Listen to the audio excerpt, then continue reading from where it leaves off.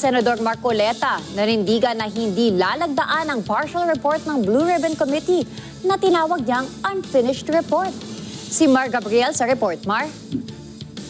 Iginiit ni Senator Rodante Marcoleta na hindi niya lalagdaan ang partial report ng Blue Ribbon Committee na inilatag kahapon sa privilege speech ng chairman nito na si Senate President Pro Tempore, Senator Panfilo Lacson. Kasunod dito ng pag-question niya sa tila precondition ni Lacson sa mga senador na kailangan daw muna nilang lagdaan ng report bago niya pahintulutan ng interpelasyon sa kanyang privilege speech.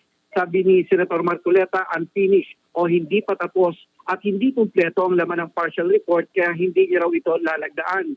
Inaasahan niya raw na may papatawag sa mga susunod na pagdinig ng Blue Ribbon at iimbitahan ng mga personalidad na kailangan pang imbestigahan. Kabilang narito sina Yusek Adrian Bersamin, Yusek Jojo Cadiz, former Governor Luis Chavez Singson, former House Speaker Martin Romualdez, 18 dating sundalo at si dating Congressman Zaldico sa pamamagitan ng apostille sworn statement.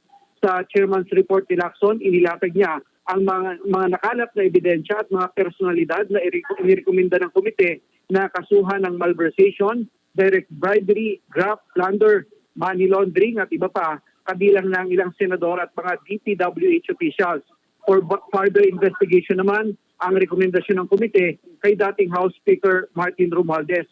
Sa harap nito, muling kinwestiyon ni Senator Marcoleta ang patuloy na pag-iit ni Lacson sa inter-parliamentary courtesy sa pagitan ng Senado at Kamara, kaya hindi maobliga si Romualdez na humarap sa pagdinig ng Blue Ribbon.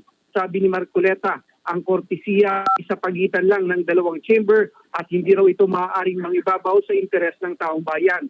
Giit pa ng senador, ang mamamayan ay tinuturing nilang boss ang binastos at hindi ginalang ng mga sangkot sa korupsyon, kaya hindi raw marapat na bigyan sila ng kortesiya.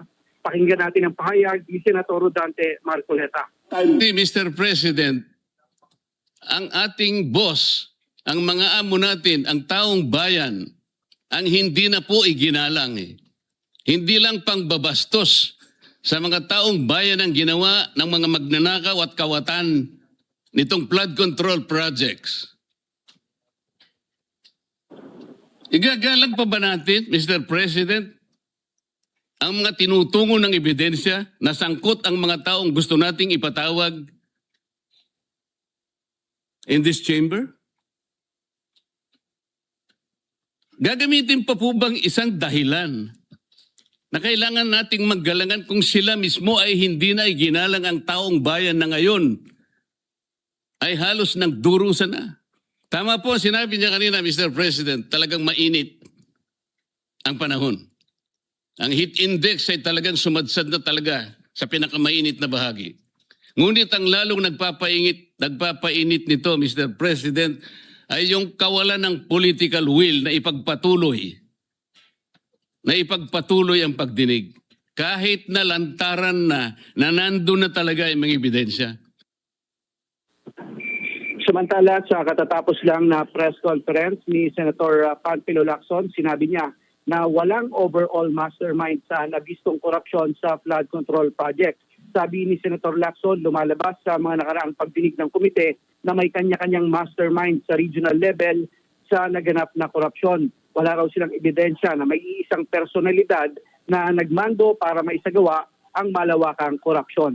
Para sa Mata ng Agila, Mar Gabriel, matatag, matapang, matapat,